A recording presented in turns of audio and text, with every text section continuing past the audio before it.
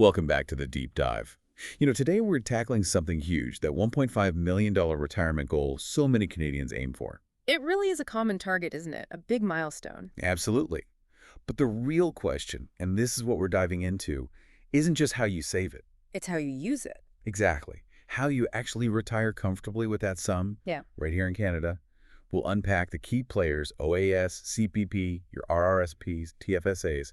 And how they all fit together. Because honestly, the strategy, the timing of it all, that's often the key people miss. People focus so much on just hitting the number. That's so true. Hitting the number feels like the finish line, but it's really just the start of a new race, isn't it? It is. And our sources, they consistently point out that the real power lies in how you deploy that capital, and critically, when you tap into different sources. That's where the aha moments usually happen. Okay, and that's exactly our mission for you today. We want to give you, our listener, a clear, powerful strategy, a way to turn that $1.5 million into a reliable income stream for life. Think of it as a roadmap. Yeah, a shortcut maybe, to a smarter Canadian retirement plan. You should walk away with practical takeaways, maybe some insights that really click. So if you've been saving hard and now you're wondering, okay, what now? Well, you're in the right place.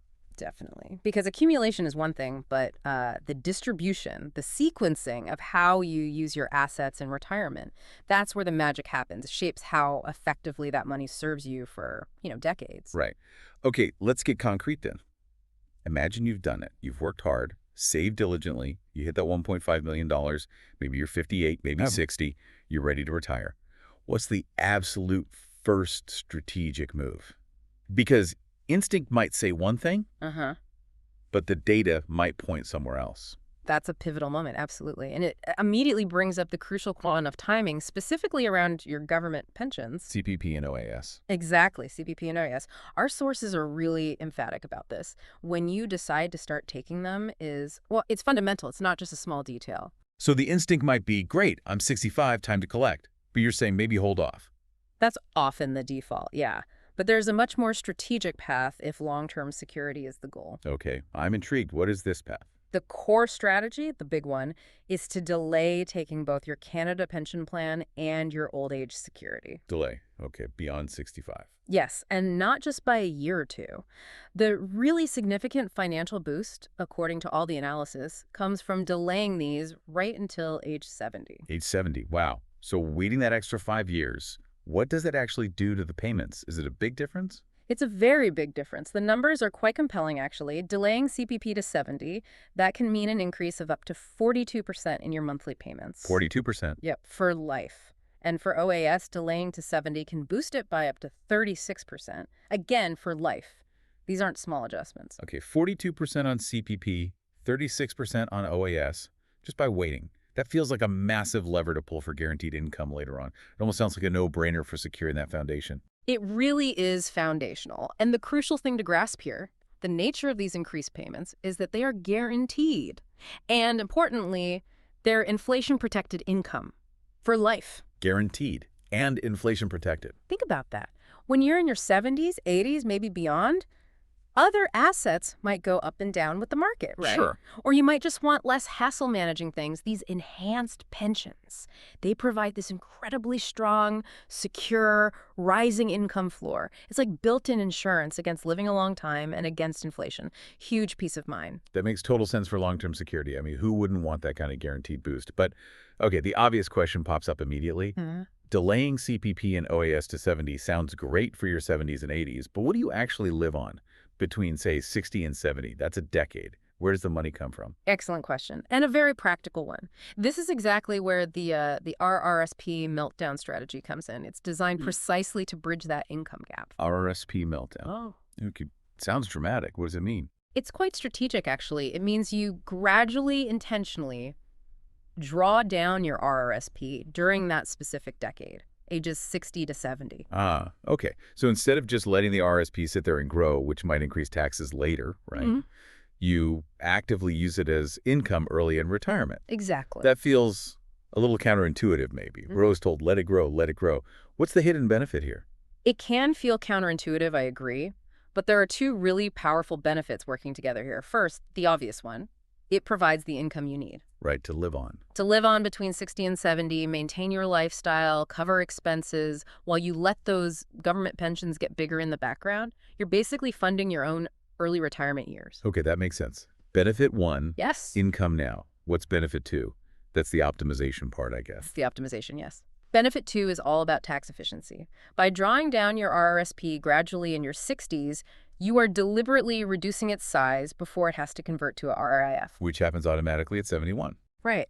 And RIFs come with those mandatory minimum withdrawals. If your RRSP is still massive at 71, those withdrawals can be quite large, potentially pushing you into higher tax brackets just when your boosted CPP and OAS also kick in. Ah, I see. So you could end up paying more tax later if you don't melt it down early. Precisely. By melting it down strategically in your 60s, you're often pulling funds out at a lower marginal tax rate, and you're shrinking the future RRIF. This means smaller mandatory withdrawals later, less tax overall in your 70s and 80s. It's about smoothing things out. So you're using your own savings not just to live, but to actively manage your income flow and minimize your lifetime tax bill. That's actually a really smart play. It's proactive. It's very proactive. It's about looking at your entire retirement, 60 through 90 or beyond, as one interconnected financial journey, not just separate phases. It maximizes what you actually get to keep. Okay, so while this RRSP meltdown is happening through your 60s, what else is going on? You said it's about multiple pieces working together. You got it. It's never just one thing. While you're strategically drawing from the RRSP, there's a parallel track, and it's crucial. It involves your tax-free savings account, the TFSA. The TFSA. The superstar. It really is. The action here is simple. Keep contributing. Keep growing that TFSA as much as you possibly can, using after-tax dollars. Build it up. Because the TFSA has that unique advantage. It does. Our sources often call it your flexibility bucket in retirement. And the name says it all, right? Tax-free savings account. Withdrawals are completely, totally tax-free. Which is huge. No other registered account does that on the way out. Exactly. It gives you a level of freedom and adaptability that your RRSP or RIF simply can't match. I like calling it the Freedom Fund, or maybe the inheritance bucket sometimes. It just feels so flexible. What does that mean practically, though, for you, the listener, in retirement? Well, practically, it means you have this pot of money you can dip into for anything, big or small, without worrying about the tax hit. Like what? Like maybe extra spending, those big trips you've dreamed about, the cruise, the long stay somewhere warm, or, hobbies that cost a bit. Or unexpected stuff. Absolutely. Yeah. Big one-off purchases like a new car, major home repairs or renovations. You use the TFSA, and it doesn't bump up your taxable income like pulling extra from a RRIF would. Okay. And a really powerful aspect for many people, estate planning. You can pass your TFSA onto your spouse or kids, generally tax-free. That's a significant advantage for leaving a legacy. Think about it maybe covering an unexpected medical expense or helping a grandchild, all without triggering taxes. It's powerful. It really is. Okay, so let's pull this all together now. We've got delaying CPP and OAS, the RRSP meltdown, growing the TFSA. What does the whole game plan look like, step by step? Give us the playbook. All right. The integrated playbook for that $1.5 million retirement in Canada, aiming for comfort and tax efficiency, goes like this. Step 1, you get there. You've saved the $1.5 million. Well done. Step 2, phase 1, roughly ages 60 to 70. You live off planned gradual withdrawals from your RRSP. That's your bridge income. The meltdown phase. Meltdown phase, exactly. Step 3, and this is key. While you're doing that, you delay starting CPP and OAS until you hit age 70. Maximize those future guaranteed payments. Patience pays off. Big time. Step 4, running in parallel. Keep feeding that TFSA. Use after-tax money to grow it as large as possible. That's your tax-free reserve. Building the flexibility bucket. You got it. And then, step 5, phase 2, age 70 and beyond. Now your enhanced CPP and OAS kick in. Your RRIF, because of the meltdown, is smaller, so withdrawals are manageable. That provides your steady income base. And the TFSA. And the TFSA sits there, ready for anything extra travel, projects, emergencies, legacy, all completely tax-free. No impact on your base income taxes or potential OAS clawbacks. Wow. Okay, that's a really elegant strategy when you lay it out like that. You're strategically drawing down taxable money early while building up tax-free money and maximizing guaranteed income for later. It really is a solid retirement game plan. It creates resilience, diversified income streams.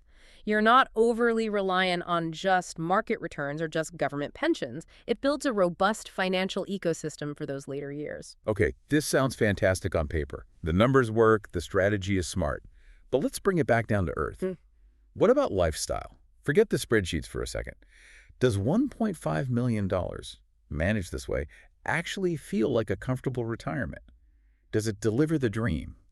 It's a great question because lifestyle is ultimately what matters, right? And the sources we looked at are pretty clear on this. Yeah. With $1.5 million managed using this kind of strategy, maximizing CPP and OAS at 70, most Canadians can live very comfortably. Not just getting by, but actually comfortable. Yes, comfortably. We're talking about having the funds for, travel, pursuing hobbies, spending time with family, without constantly worrying about nickels and dimes. Oh, the big trips, the grandkids' activities, maybe helping them out a bit. Yeah. That's realistically covered. For most people in most parts of Canada, yes, it allows for those kinds of retirement dreams.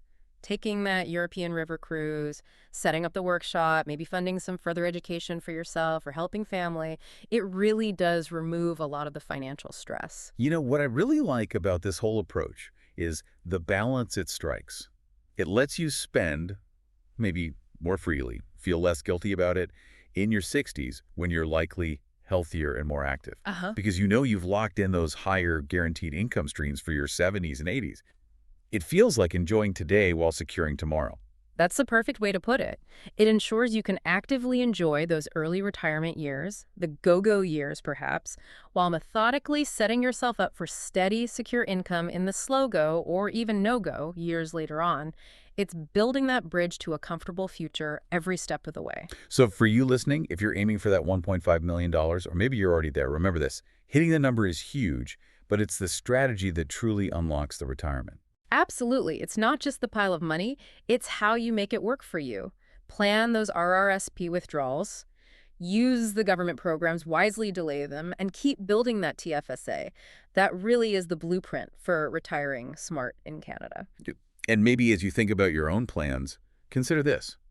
Don't just think about when you'll retire, but really picture what you want life to look like. What's important in your 60s? What might be different in your 80s? And how can a strategy like this empower both of those visions? Yeah, and maybe ask yourself what part of this overall approach resonates most with your idea of a good retirement. And building on that, what's maybe one small step you could take, even starting today, to begin aligning your plan towards these kinds of principles? Great questions to ponder. Thank you for joining us for this deep dive. We hope it's given you some valuable insights and maybe a bit more confidence as you navigate your own Canadian retirement